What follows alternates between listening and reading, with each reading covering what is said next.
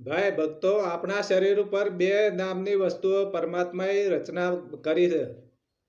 જો હું તમારા શરીર ઉપરથી બતાવી દઉં તમને, તો માથાથી માંડીને પગ સુધી દરેક માથાના વાળ એટલે બે અક્ષરના નામ છે. બે અક્ષરવાળા નામ. આ વાળ કહો કે બાલ કહો, બરોબર. પછી ઓખ,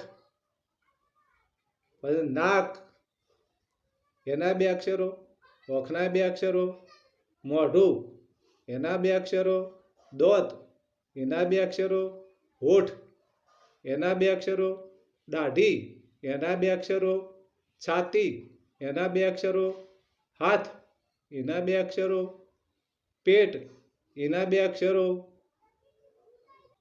એના પાસે પગ બે અક્ષરો.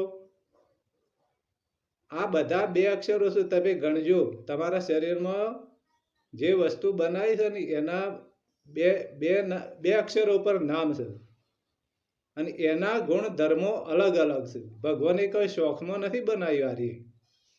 એમને એવો કોઈ આનંદ નતો કે હારી બનાવી દો, પણ એના ગુણધર્મો અલગ અલગ છે.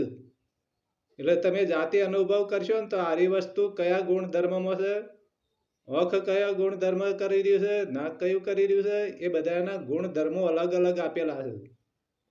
એટલે તમે જાતે અનુભવ કરો તો તમને ખબર પડે કે આના ગુણધર્મો જાણવા પડે. અને ભગવાનની પ્રાપ્તિ કરવા માટે આ ભગવાને અમને આપ્યું છે. પણ બે અક્ષરના નામ બધાને આપ્યા છે. બે અક્ષર ઉપર બધું ચલાવે છે.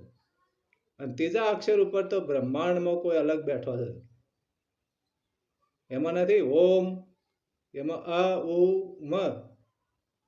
એટલે એને જાણવા માટે આ બધા તમારા શરીર ઉપર બે અક્ષરની વસ્તુઓ બને છે ને, એના ગુણધર્મોથી તમે આગળ વધવા માટેના ગુણધર્મો તમે જાણો જાતે અનુભવ કરીને, તો પરમાત્માને તમે પામવા માટે ગુરુની સલાહ લઈને આગળ વધો.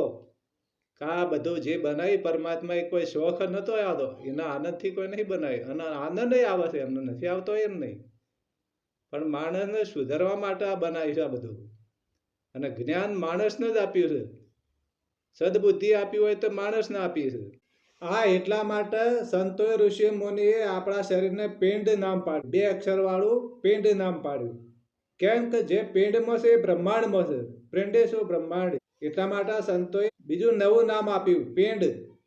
એના ગુણધર્મો બ્રહ્માંડમાં છે ને એવા પિંડમાં એવા માટે પ્રયત્ન કરવા માટે, કોઈ પણ કાર્ય કરવા માટે બધા એના ધર્મો અલગ અલગ ગુણધર્મો છે. એ તમે ઓળખજો ભક્તો.